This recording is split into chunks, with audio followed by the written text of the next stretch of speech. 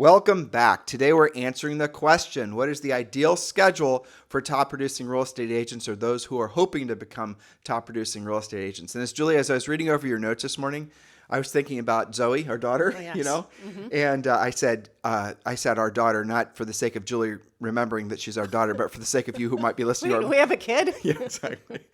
So she gets up every morning at 6 a.m. Yes. And then she goes through she has a very, her whole day is basically half hour or hour increments the entire day. She actually gets a ton of things done. It's incredible when I think about it. She does. And she and I were talking last night, and she was telling me about all the things that she does during the course of a day. And I asked her how many hours that she's at school. And she says, I'm at 7 hours. And if I do aftercare, it's even 7.5 hours. And I was just thinking about how regimented her day is, and she's only 10. It's super regimented. It is. And so the reason I'm sharing this with you guys is a lot of you have kids, so you know what I'm talking about. But the moral of the story is there was a time in your lives when you all had schedules, and the bell would denote when you were supposed to go from one activity to the next. And you just did it. And you just did it. You didn't question it. And you got a hell of a lot more done. You remember the days when you were in school and there were actually deadlines. You get the paper done on this time, you have a test at this time. And then as soon as a lot of us make the unfortunate mistake as we get older, we forget essentially the high level value of having a schedule. You get more done at a high level, and the test or the output is actually holding you accountable. And even worse, if you decide to be self-employed, if you decide to be a real estate agent, now you all of a sudden have nobody holding you accountable. Most people get real estate licenses. If you ask them, they want a sense of freedom. Well, define what that means. I don't want a boss. I don't want to have a schedule. I don't want to be told what to do. Exactly. And I want unlimited amounts of money. Well, it is very easy for you to accomplish not having a boss as soon as you get your real estate license. And frankly, you can't control your schedule, but the unlimited amounts of money or even any money at all, it's always going to be elusive to you. So I want you to consider the fact that all top producing folks in life, that does not matter what industry, anything, they're all following a schedule. Now, as you become more financially free, I will say, your schedule can start to evolve and change. But the challenge that most people have with a schedule is that it does take discipline, and it is most of the time, it's just the very definition of doing what you don't want to do when you don't want to do it at the highest level. And most days you're going to follow a schedule and you're going to feel like you just grinded it out all day, and you're not necessarily going to have anything to show for it, because our minds want us to see ever increasing levels of success happen like 10 times a day. Instant gratification. Exactly. And the harder the goal is to accomplish, the bigger it is, and the more impactful it will be on your life. Frankly, there's going to be a bigger chasm of time between you when you choose to set that goal and when you actually see the benefits of it. In some cases, that chasm of time can go decades. When Julie and I got married, we've been married for how many years this year, Julie? 33. That's right. She said 32 the other day. 33 years this year. And I remember when we first got married, one of our goals was to be financially free. And we were in our early 20s, be financially free where we could live off the cash flow from paid off rental properties by the time I was 40 and she was 39. Now, it took us a year longer. I was 41 and she was 40, but we actually accomplished the goal. Well, property taxes go up, maintenance upkeep. Well, it turns out we need more rental properties, And then thank God we discovered EXP revenue share, and our coaching business took off and our publishing business took off and some of our investments started to work out. Here's the reason I'm telling you all this. It took decades for us to get to the point where we're actually financially free, truly financially free. It took over 20 years. And unless you're going to win the lottery or you're going to have some sort of IPO or something like that's going to, rain unimaginable wealth on you, everything that's worth having that you're really trying to accomplish, again, being financially free, is going to take a long time.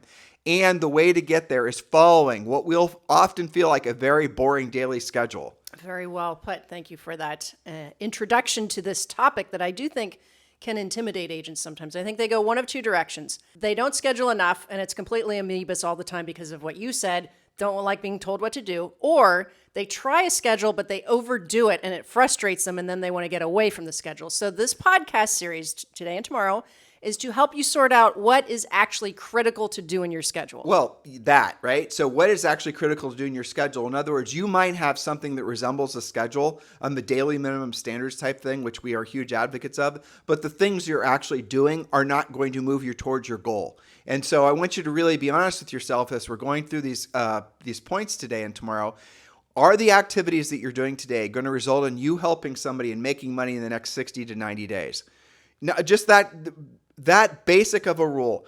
The activity you're about to do, make a TikTok video or pick up the phone and call for sale by owner, which is more likely to put money in your pocket and put you in a position to help people in the next 60 to 90 days? It should be obvious to all of you.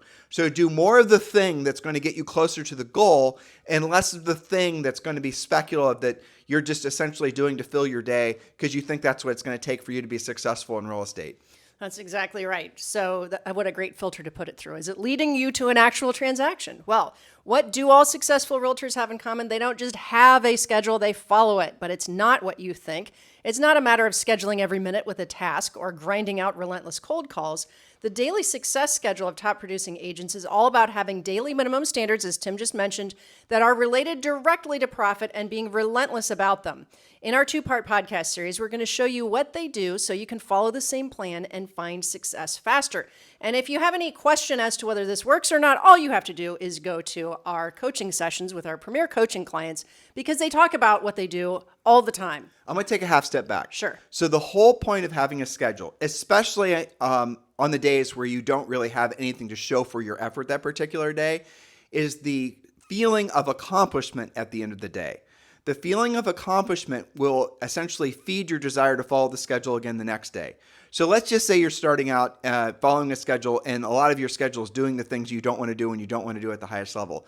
Depending on your resistance to actually doing those things, will determine how long it's going to take you to actually start doing those things at a high level. So for example, if you are you complete your real estate treasure map, which is your fill in the blank business plan, which we give you for free when you join Premier Coaching, just go to premiercoaching.com or scroll down below and just click the link to join Premier Coaching. And Premier Coaching is your A to Z complete real estate system. It's great for new agents. It's great for agents who want to build a team. It's great for agents who even want to build expansion teams, the whole thing. Premier Coaching has been proven to work for decades. We're constantly evolving it, constantly changing. It's scripts, it's presentations, it's lead generation. It's everything you possibly can imagine you need for your real estate business. Scroll down below, click the link below. By the way, our notes for today's show are also there, or just go to premiercoaching.com. But what you're going to learn in Premier Coaching after you finish your real estate treasure map there really only are a small handful, 5 or less things that you have to get really good at in the real estate business. And once you're really good at those things, you can actually, believe it or not even do the other activities, or you can easily delegate them. For example, to our show sponsor. What was it? Yes. I just read it. And you just read it. Exactly. Our show sponsor. So yeah, you could delegate your more menial tasks to our show sponsor, which is squaredaway.com. Go squaredaway.com. And you can even just put /Harris. Yeah, you'll hear that. Go squaredaway.com /Harris. So the moral of the story is the activities that you need to master, that you should not delegate. Well, if you do eventually delegate some of these activities, make sure you don't abdicate. In other words, delegate them, but make sure they're being done at a high level. But the first one's going to be proactive lead generation, then pre-qualifying, then presenting, then negotiating, then closing. And Julie always says, and she's right, furiously fast lead follow-up. And the point being is that if you get good at those activities, you get really good at proactive lead generation. Proactive lead generation means you're not buying your leads. Proactive lead generation means you're putting yourself in a position where you're having a direct conversation with someone that might buy or sell real estate with you. Proactive lead generation means that you're going to make money, right? Then you have to get good at pre-qualifying. It's not good enough just to generate a lead by itself. A lead is somebody who's pre-qualified. You've vetted them. You know what their motivations are, their time frames, whether they actually have the ability to transact. A pre-qualified lead has value. Just a lead that you stick in your CRM has no value. That's just a contact. That's not even a lead. Exactly. People are very confused about that. I have 1,200 people in my CRM. I have 1,200 leads in my CRM. You don't. You just have basically some raw data. That's all you have. Right. Call those people. And then you have to learn how to present. Now, presenting to buyers and presenting to sellers. Obviously, presenting to buyers is becoming more formal with the changes that are happening in our industry. You can learn it. Don't be intimidated by it. Negotiating is something that, frankly, in a market like this is relatively straightforward because, it's still very much a seller's market in most markets. And then closing. And closing is essentially the logical end to a good presentation and doesn't require a lot of stress or, nobody's shining bright lights in anybody's faces. It's just the natural end. Sign here, please. And then obviously furiously fast lead follow-up. If you get really good at those activities, dear listener, really good at those activities, I got great news for you. the other things that everyone's telling you that you need to get really good at, you can just decide not to do it, completely delegate it, because that's a lot of the other things, the marketing, the branding, and the social networking, and the video creation, and all the rest of it. All that stuff is easily delegated, but those things are optional.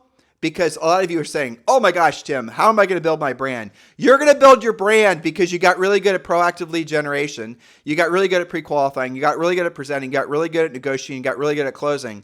In other words, your brand is all the for sale signs that are all over the community. All the sold signs. All the sold signs. That's right. And all the happy buyers. That's your brand. Your brand is actually not built on what was that thing from that Christmas movie you and Zoe love?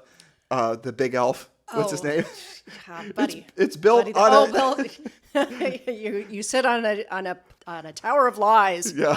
So it's your brand actually is from actually having done the work, actually help people buy or sell real estate, actually produce the result. That's what your brand is built on, not based on It's a bunch not made up brand. It's not made up. It is funny, and I'll let you get back to point 2. But it is interesting to me that people logically know that when someone says, like, what you really want, guys, is you want a great reputation. That's what you truly want. You want a great reputation, being able to get results for your buyers and sellers.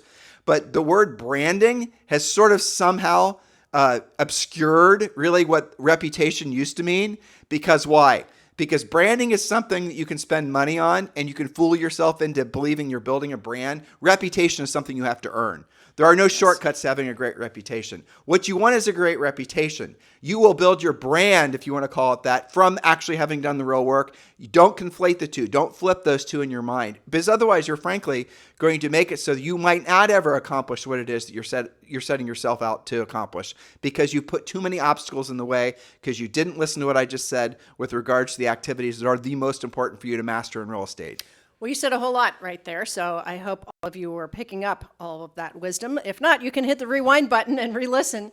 So again, all of this points back to your schedule, not just having one, but following one, and making sure that it is doing the things, as Tim said, that actually make a difference, that actually lead to transactions. Point number 1, use and update your visual accountability whiteboards every day. This is how you know if you are on track, ahead, or behind. Now, you should be tracking all of the following. I'm going to name them off, but they will be based on your goals as a result of the real estate treasure map. Tim just told you all how to get your real estate treasure map. You're going to be tracking visually your leads, your active listings, your buyers, ideally who are in buyer agency with you, your pending closings, and your closed transactions. And I put those in order for a reason. Every buyer or seller starts out as a lead, then they become either an active listing or an active buyer, or in some cases both, your listings that will also buy, etc. And then they become a pending, and then they go on your closed board. This is the only way you will know if you are on track, ahead, or behind. Every single one of my elite coaching clients is the first thing that we do. We do a quick 3-minute review because they can look at it right in front of them. How are we doing? Your goal is to have 5 actives at all times. Okay, you have 3. Do you have any coming soon? I've got 2 coming soon. When are they going to be there? Does that mean you're on track, ahead, or behind? The only way you'll know is if you're tracking it daily. So, point number 2, with your schedule, you're going to review your finances every day. Use mint.com as your dashboard of key performance indicators, known as KPIs. That's your savings, your checking, your credit cards, investment accounts, investment properties, and everything else financial.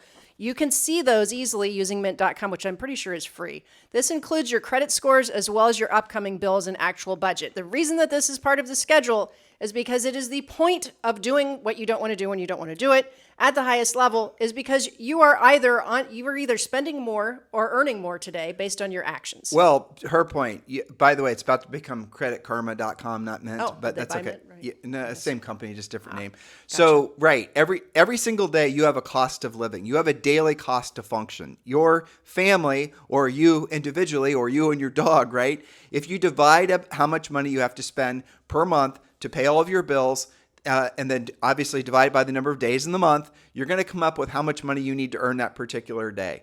Now, the question you have to ask yourself is, did you make any money that particular day? Did you make, how did you actually do? Did you cover your cost? Did you make profit? What was your actual running net profit when you factor in all your expenses? Now, maybe if you're running expenses on your business, you need to do that too. So some of you, most of you, can pay your personal bills on between 10 and 15 grand. If you're living in someplace more rural, it's going to be half that. And then you add any business expenses, divide that by 30. That's how much money you have to earn every single day. It's a daily profit and loss, literally. And I'll tell you the other reason I like Mint, or what will soon be Credit Karma, and no, they're not a sponsor, is because of the fact that you can monitor to see if there's any new charges or anything going on with any of your accounts. And I mean, Julie and I, it was not that long ago, we had somebody that basically had gotten into Julie's email and did the most elaborate scam to try to steal money from one of our accounts you can possibly imagine. They were communicating without us knowing it directly with the bank through Julie's actual email. And they even got to the point where they were filling out forms found on found on a form that was in one of her emails, her actual signature, and was literally about to transfer a low six-figure sum out of one of our accounts. And the whole thing looked legitimate. The bank was about to do it, but Julie had a password, a verbal password, and they called and they said, this is what, we're about to transfer this, just letting you know. And Julie's like, what? Oh, really? And she didn't know any of this was going on. I mean, so, Mint in that particular example wouldn't have saved her, but just keeping in mind how sophisticated a lot of the scams have gotten out there, the Mint is a great way. But really, the real reason we want you to use it is because we want you always to be reminding yourself that you're in business to make a profit. At the end of the day, your product from your real estate business, any business, by the way, is profit. So I know you guys are going to say, well, if I ask you what your product is, you're going to say happy customers, sold houses, and all those things are true. But at the end of the day, the one thing that you need if you want to actually stay in business is profit. You need to pay your personal bills, pay your work, your business bills. And if without profit, you're not paying anything, right? So keep that in mind and don't allow yourself to hide from finances, because when you're looking at numbers, and if it gives you a little bit of anxiety, as it used to with Julie and I, that's good. Use that anxiety to do what you don't want to do when you don't want to do it at the highest level. So if you're feeling a little anxious because your numbers aren't the way you want them to look, well, you know what you have to do. Ask yourself, I need to make money in the next 60 to 90 days. What are the activities that I should be doing? And the interesting thing is, if I were to reverse that question and I were to say, if you had to take 5 listings in the next 60 days, what would you stop doing, right? That's an interesting question, because all of you know the answer. And the unfortunate truth is you would stop doing most of the things that you're doing because you know those things aren't going to generate profit or any transactions that fast. So stop doing those things, maybe forever, and lean into the things that you know will get you paid in the next 60 to 90 days. I want you to really take on that level of responsibility. That message isn't for everyone. You have to have a certain level of, frankly, sick of your own Mickey Mouse and BS to actually be open and receptive to that message. You really do. Absolutely. It's accountability at the end of the day. It's accountability to your own financial well-being. Well, it's accountability to the fact that you have been avoiding doing what you don't want to do when you don't want to do it at the highest level, and you're sick of your own BS, and you're finally going to decide to just do it. It's true. I just had a flashback to a coaching call I had once with a very successful, I would say top producing agent in the Northeast who had a bad habit of hiding out from their finances. And as it turns out, doing the treasure map, discovered an account that had been sitting there with over $100,000 in it. But because this person had not logged in any time in the past, I think it was like 18 months since they looked at that account, had just forgotten about it. So, you don't have to be somebody that's living on the edge to be hiding out from your finances. Some of you that are doing very well are just not used to being accountable at that higher level. So that's why in the schedule is point number 2, review your finances every day. And again, using mint.com is a great way to see them all at once. That's why we like that. Again, they're not a sponsor. We just like them. We use them personally.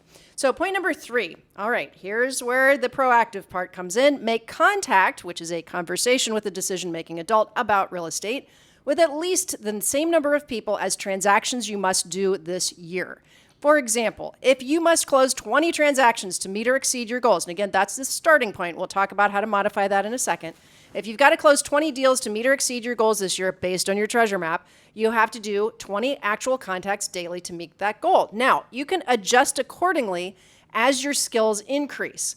Focus on people who are most likely to sell. So I have an example in here. How in the world are you going to make 20 contacts a day? Well, existing listing leads that you just need to close for an appointment, that should be your first call. Expired listings for sale by owners, probate, relocation, past clients, referrals. Now, note to self, Just listed and just sold calls, or what some of you call circle prospecting, don't count as contacts unless they are directly around your own listings or sales. Now, let me jump in there. So she was giving you essentially, like, say, for example, most of you only really need to sell 10 houses or 15 houses, or, just adjust accordingly. But where you evolve with this is you start out, Julie is giving you a lot of, frankly, easier types of calls to make. Just listed, just sold, those types of things. Where you evolve to is the magic number of listings that you need at all times to meet or exceed your financial goals. That's the number of contacts you need every day. So you're going to complete the real estate treasure map. You're going to join Premier Coaching for free, premiercoaching.com. And then what you're going to do is you're going to do the treasure map, and you're going to realize you need 5 or 6 listings at all times to meet or exceed your financial goals. So if you had 6 listings at all times in most of the country, these are actives, not pendings, you're going to pretty much constantly have 2 or 3 of those that are going to sell per month. That's just on the listing side. So that means the number of contacts that you need to make every day is going to be commensurate, the same as the number of listings that you need at all times. Now, the problem with that is if you are making 6 contacts, but your contacts are terrible, in other words, you're not very effective at it, you're not truly doing what you don't want to do when you don't want to do it at the highest level, that's not going to work for you. Then you got to lean back into doing the bulk contacts like what Julie said. But the moral of the story is this is work. I know some of you are thinking right now, I'm reading all of your minds. You're saying, Tim, why would I do this? 20 contacts, 15 contacts. Oh my, I can do a video and I can get 60 people that are going to watch it, because it's not the same. We're telling you, 60 people watching your video is not the same as contacting, say, 15 people that have already self-identified in many cases of wanting to buy or sell real estate. Don't you guys see the obvious truth? You're avoiding the real work of real estate because it requires skill, because it might require a little bit of rejection, because it's going to require you moving past your ego. But once you do, everything you want is on the other side of that decision to finally get sick of your own BS. And I know that some of you are listening right now, and what I'm saying is resonating with you. We've had billions of coaching clients that have heard us say that message in the past. There will become a point in your life when you're sick of being sick of the compromises, the shortcuts, the hacks, the easy buttons. You're going to be sick of the compromises, again, using that word, that you've been making, because those compromises have compounded. The hacks in your life have compounded, and you will finally say as enough is enough. By the way, that's what I was talking with Zoe about last night. Oh, that's interesting. You're asking me what I was talking to her about that. Yeah, I will. I'll tell you after the pod. But that's also why people get into coaching, is when they reach that point. And I hope that some of you listening don't have to wait until you have your butt kicked on a listing appointment that you thought that you had in the bag, or all of your buyers have ghosted you because you failed to find inventory. All of these things are happening, I know, because we hear it from the coaches. I'll give an example, actually. Bob McLaughlin. So I coached Bob. Now, this is a long time ago. He's not. I remember him. This is a great example. Yeah. Well, he was a great guy, and I know he's still successful because I see him on Instagram. Yes. So anyway, I think I coached him for maybe 2 years and then I coached him. No, 3 years accumulatively, I think. Anyway, so I started coaching when he was in his late 30s. And Bob, I would say, was at best an average agent. And he certainly wasn't what I would call he'd show up to the coaching calls and be enthusiastic.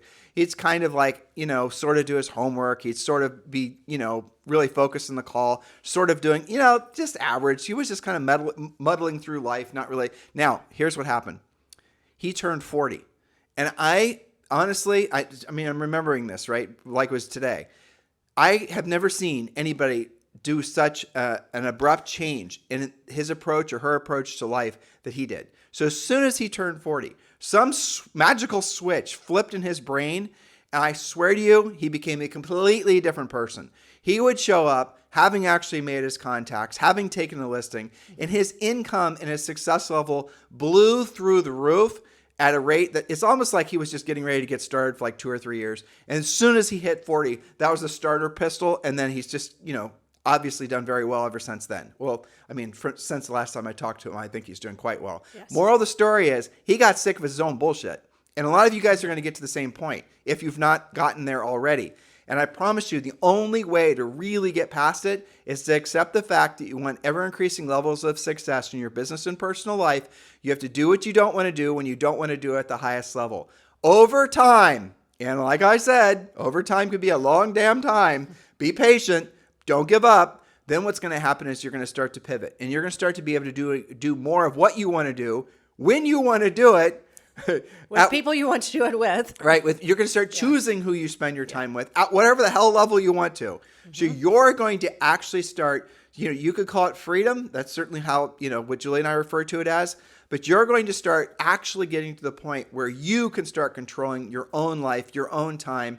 And maybe at that point, you don't want to have such a regimented day. I will strongly encourage those of you who get there or there now, don't give up on the daily minimum standards, because you can actually then retrace your success and you can start losing what you've built. But keeping all of that in mind, look for that switch. How many of you are right there ready to flip it? What are you waiting for? And you don't have to have a big birthday to do it. You could decide that today is your hard reset. We have friends at the gym who had a very rough start to this year. They had like the world's most awful January. And they decided to declare February 1st their New Year's Day because they didn't want to feel like that's how the whole year was going to go. That's okay for all of you listening. You can declare your own personal holiday, your own, half birthday, whatever it takes for you to flip the switch like Bob did. And I remember that because he turned into an all-out listing machine. It was unbelievable. He did. We've had other clients that have certainly done that too. He's just the most obvious because, you'd had so many calls with him. Well, it was the behavioral change was just profound. There's no other way to express very clear. Yeah. So point number 4, furiously fast lead follow-up on 100% of your leads, 100% of the time with no exceptions or excuses. This must be part of your daily schedule. When you do this, you won't have to spend that much time on it because you'll always be updated. You'll always be caught up with your leads. You'll be setting appointments. If you're a Premier Coaching member, you can review the 18 relentless lead follow-up rules. We have a lot of coaching on that. But the reason that this is in the schedule is because so many times agents will say, I have a lead generation problem.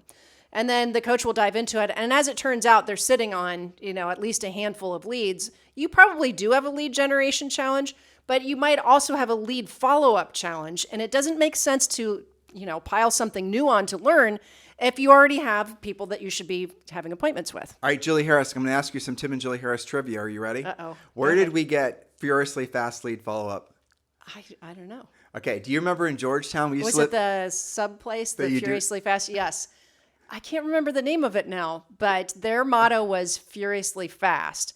It was a sub shop that was, like 3 miles away from our house in 2 major big intersections. And I swear to you, as soon as you ordered the subs, they would deliver, right? It's almost like you hung up the phone and they were on your doorstep. I have no idea how they did that. It was not being delivered by drones, but somehow it's like they had a magic way of doing it. This needs to be you in real estate. Don't sit on your leads. Some of you did open houses 2 weeks ago, and those people haven't heard from you yet. Why? Because in your head, you're saying, I already have too many buyers. Well, how many of them have homes to sell? Well, you don't know because you haven't called them yet. Yeah, don't talk about subs. It'll make us want bread. I'm hungry. All right. Yeah, exactly. So see what you did? I know. Now, point number 5, and then we'll wrap so we can go get lunch. All right. So point number 5, show gratitude overtly to those you care about. Why is this in the schedule? Well, it's important that you start your day out right, saying, I love you, giving hugs and kisses. Then write and send at least 5 thank you or congratulations cards to past clients or people in your sphere. Use social media for ideas about who got a promotion or had a kid get married or graduate. This is important on 2 levels. With regards to the first part where you're showing gratitude overtly to your friends and family, people you care about, you need them to be rowing on your side and really feel their support, especially on the tough days in real estate, because that does happen. And then you showing gratitude to past clients, centers of influence, that's your outreach. And I think I want to bring them back to the top of this podcast where you talked a little bit about effort equals results. And so many things in real estate feel like, there's a little bit of effort, some speculation where my results. When you're doing those, acts of gratitude and you're doing your cards, that's effort equals results. You did do something. You did put yourself out there. You did show gratitude, and you do it every day. It's going to come back. Well, you show gratitude. I mean, there's no such thing as a person. Everyone does things for their own benefit, ultimately. That's just the truth. Sure. And the interesting thing about gratitude is that even if you wake up in the morning and just for whatever reason you're not feeling great and you're grouchy and you got some things you have to do that particular day and just the whole thing, if you start showing overt gratitude, even when you don't feel like it, especially when you don't feel like it. Listen, listeners, doing what you don't want to do when you don't want to do it at the highest level is not just about proactive lead generation. It's also about, I don't feel like showing gratitude towards my, mischievous 10-year-old, but I'm going to do it anyway because I know when I get a hug and a kiss from her and I tell her how much I love her, that I'm going to get something for that, and I'm going to give her something for that, and I'm going to train her, obviously, how to hopefully be a good, parent when she becomes a parent, hopefully many, many moons from now. Exactly. But the moral of the story is that there's something magical in showing gratitude towards other things, or just being an appreciation for your environment, all your blessings, that absolutely, completely smothers negativity. I do not understand. It has to be on a spiritual level, because you try to show gratitude at the same time and be grouchy. Try it. Try it. Go, I dare you. Try to basically be in gratitude or be grateful for something, or be, specifically, overtly showing gratitude towards somebody, and at the same time be in a pissy mood. You can't do it. You can't do it. You can be in the pissiest mood ever, and you start basically showing gratitude towards other people, or showing just being grateful for something. But showing gratitude is the thing that is going to get, like, you can be appreciative of nature and trees and your wonderful home and all the rest of it. But if you go up to somebody and you show them, and overtly and demonstratively, that show them gratitude, that's going to be the thing that triggers something that's deep in all of our brains, that causes all the evil, all the Mickey Mouse, all the static and the noise. All of a sudden, it goes out. Now, if you then are surrounding yourself again with more negative crap, guess what's going to happen? The benefit of the gratitude pill you just took is going to go away. And look, don't say I'm not going to show gratitude towards people because they're not showing gratitude towards me. Right. They need to be trained as well. I mean, we have to train Zoe. Every day. Yeah, we do. So you're going to want to show gratitude towards other people. And then in your families, you might end up finding yourself reprogramming everyone's, behavior as in the present, but in generations to come, all of a sudden you become the family, 1,000 years from now, where everyone every morning gives everyone else a hug and a kiss and shows gratitude. Those are the types of things that when you lock into that type of, dare I say, frequency, not to sound woo-woo, but when you do lock into that, it changes your life permanently. Well, it's interesting that you mentioned that, around Thanksgiving, we did a show or maybe a podcast series about gratitude, of course, because it was November. And I remember you and I ran into a friend of ours from here. And my point in telling this story is try this out today. Do it tomorrow. Make it a habit of showing gratitude, of saying thanks, of being overt about it. And I don't know if you were there or not. It was at Zoe's birthday party. And I ran into our friend Amelia. And I said, Amelia, let's do lunch or something soon. I really missed hanging out with you. I will never forget something you told me during COVID. And she was like, what? She was just all, what could this be? And I said, I ran into you on the beach. We were both in our workout scrubs, and we were talking about how tough it is to be isolated and all that. And Amelia said to me, I know that I'm going to be okay every day if I just make sure I put on my earrings. She's like, I'm not going to let myself go to the point where I might not see anybody today, but I'm going to at least wear my earrings. And I will never forget that, because we were all in the depths of not knowing what was going to go on. And when I said that, she just about melted. She gave me the biggest hug, and it was just the tiniest little 2 sentences of gratitude. So try it out, listeners. It'll make you feel good. It'll make it so that you can face a day that maybe was going to be rough. Maybe you've got a nightmare inspection you've got to deal with, but because you showed gratitude and you did a pattern interrupt to yourself, you're going to have a much more successful day. That's how you control your behavior. That's how you control your mindset. That's how you put yourself in a position where you can do what you don't want to do and you don't want to do it at the highest level. When you're actually speaking to people that want to, say, for example, sell their homes, remove your resistance to thinking that you're, like, some of you are, oh my gosh, I don't want to do that. I'm soliciting. I don't like when people solicit me. They're asking me to learn scripts and doing all this stuff. It's not natural, not my words, all these things, right? We've heard all these stuff for generations. Here's the moral of the story. You're in a people helping business. That's the reason we say that to you guys all the time. All you're doing is helping people. And if you're not making enough money, it's because you're not helping enough people, right? So if you're feeling resistance to doing some of the, doing what you don't want to do and you don't want to do at the highest level, try to essentially dose yourself with a lot of gratitude. And that's going, showing gratitude, like Julie just gave you guys that great example with Amelia. And then what's going to happen is the natural progression is going to be that energy is going to flow to actually having a conversation when someone has to sell a home. You guys get it? You might call this mindset, call it whatever you want. I don't know. It's just magical in a way. It's spiritual. So lean into this because it really does help you get through some of the natural resistance that all of us have to doing what we don't want to do and we don't want to do at the highest level. Now, Please do show gratitude towards this podcast. How about that for direct? There you go. Give us a 5-star review on iTunes. Say why you love the podcast. Please give us a 5-star review. It truly does help us stay in alignment with what our mission is, which is being of service to all of you. When you guys give us a 5-star review and say what you liked about the podcast, what you're doing, I know this isn't necessarily, exactly what you're doing, but what you really are doing is showing gratitude towards Julie and I, showing gratitude towards the podcast, and, you're showing other people the way. And that's really, at the end of the day, what we're all about. So, you guys, thank you for keeping this the number one listened to daily podcast for real estate professionals in at least the United States. Have a fantastic day. We'll talk with you on the show tomorrow.